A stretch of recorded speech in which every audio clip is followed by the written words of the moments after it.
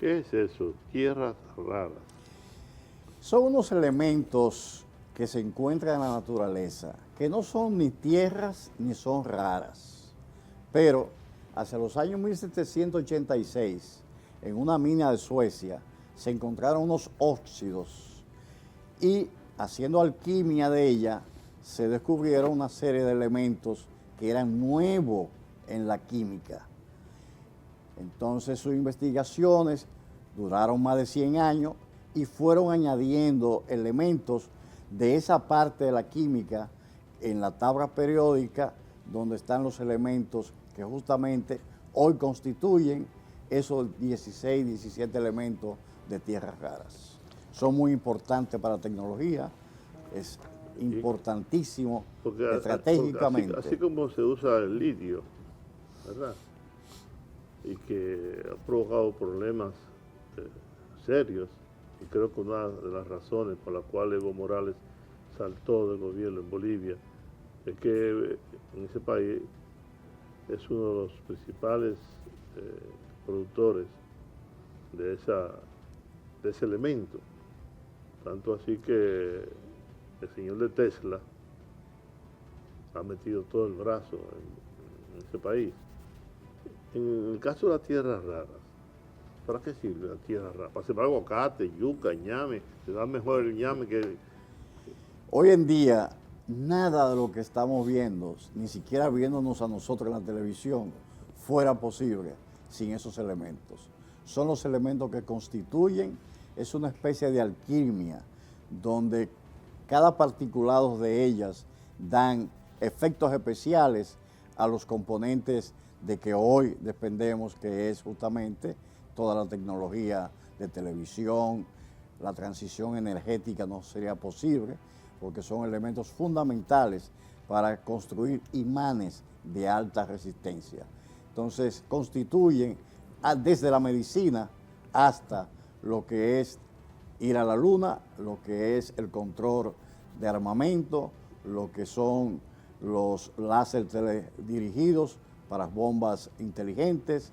En fin, usted menciona tecnología moderna, ahí están esos 17 elementos. De las tierras raras. De las tierras raras. ¿Y cómo se explota eso? O sea, ¿cuál es la técnica para explotar esas tierras raras? Y agrégale a eso, ¿cuál es el valor que tiene? Tiene oro, petróleo, cobre, azufre, qué sé yo, tantos materiales importantes. La tierra rara. Exacto. Hoy en día, la tecnología de extracción puede depender del tipo de yacimientos.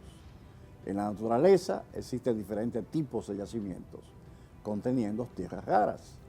En el caso nuestro, aparecen en las lateritas que explotaba en esas mismas ambientes geológicos la Alcoa. Aquellas eran lateritas para fines de alúmina. Estas, que eran las partes justamente que contenían menor contenido o no contenían elementos de alúmina, son los que constituyen los elementos enriquecidos en concentraciones que el potencial hasta ahora luce que puede ser de extraordinaria importancia, no solamente económica directamente para el país, sino geopolítica. Oiga esto, este dato yo tengo aquí. China abastece aproximadamente el 90% de las tierras raras del planeta. El 10% restante lo proveen Estados Unidos y Australia. Exactamente. Esas son la polarización que ha habido. Inclusive, en los últimos años, hasta hace 6 meses, hay una especie de conformación de distribución geopolítica de algunos de los elementos y ha habido ya choque en cuanto a la comercialización de 2 elementos principales que son el gadolinio y el praseodomio. Esos elementos se consideran fundamentales para la industria armamentista y los Estados Unidos le han impuesto restricciones a China y a su vez China está jugando con ese monopolio hacia los demás países, incluyendo a Japón, a los Estados Unidos y a Canadá. Sí, pero me parece raro, ya que hablamos de tierras raras, el hecho de que un país grande, por supuesto, muy grande como China, tenga el 90% y que el resto, el 10%, son entonces Australia y Estados Unidos. ¿Por qué Brasil? Que igualmente es un continente, o por qué Rusia, que es el territorio más grande del mundo, casi 18 millones de kilómetros cuadrados, no aparezca en este ranking de tierras raras? ¿Y No, por qué así en República Dominicana, que es un pedazo de tierra apenas? Se actualiza esas estadísticas te ponen a 5 países que son los principales. Naturalmente China está ya por el orden un 78, 88%, Australia, Brasil, Vietnam y parte ya están en los otros periferios como en Suecia y en las otras naciones que están emergiendo dentro de lo que hoy se constituye los minerales estratégicos. O sea, debido a la transición energética, ha habido un repunte hacia las investigaciones. China se le fue muy por delante a todas las naciones del mundo en todo lo que era la tecnología de celulares, de comunicaciones, de avance tecnológico. Inteligencia artificial. Hoy en día llegó hasta la inteligencia artificial y llegó hasta los semiconductores. Entonces, todos estos elementos constituyen parte esencial de la vida moderna. No podemos tener transición energética sin controlar parte de esos yacimientos.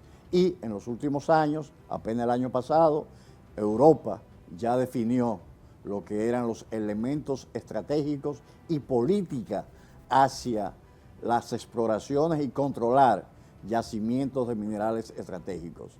Así ya lo hizo también los Estados Unidos y también Canadá. O sea que hay una nueva tendencia que en esta transición energética, si no se tiene conocimiento, por ejemplo, te puedo decir un elemento que no están dentro de los elementos de tierras raras, pero que son fundamentales, el cobre. Para los próximos 20 años, la humanidad va a demandar mayor cantidad de cobre que lo que lo ha hecho desde la edad de hierro hasta la fecha. O sea, esa es una de las razones por qué se están concentrando las exploraciones, los capitales, hacia la búsqueda de ese listado de minerales estratégicos. Dentro de ellos, naturalmente, tierras raras es uno de ellos, porque tal y como dice su definición, en la corteza terrestre no aparece en forma de concentraciones económicas. El valor de ellas, por ejemplo, un kilo de prasedomio te puede costar $45,000 en el mercado. Yo tengo miedo ahora. Kilo, Miedo. no onza, usted kilo. Me está asustando. ¿Sabe por qué? Porque eso abre el apetito de las potencias, de los países grandes y poderosos. ¿Por qué razón no se resuelve el tema haitiano? Porque en Haití no hay nada. Haití lo que hay es pobreza, miseria, desolación, ¿no? En la República Dominicana hay oro, ahora se habla de petróleo, ahora se habla de tierras raras, y eso lo convierte en un país apetecible para los poderosos, que ya yo supongo tienen que estar detrás de las investigaciones eólicas sobre estas tierras raras, para ver si sacan el mayor provecho posible, como lo hicieron con el oro, como lo han hecho con el petróleo. Sin lugar a dudas, estos elementos, tal como le señalaba, ya se han convertido en un eje geopolítico de los dos polos del hemisferio.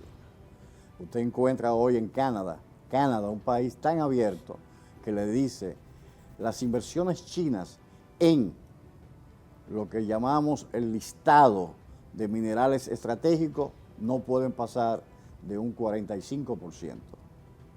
Los otros tienen que ser capitales canadienses o fuera del dominio chino para justamente evitar que esa concentración, que ese monopolio siga fortaleciéndose. Entonces, por eso los países han desarrollado estrategias hacia los minerales críticos y hacia las inversiones para esos minerales. Hoy en día tenemos el otro tema, que es el tema de los semiconductores.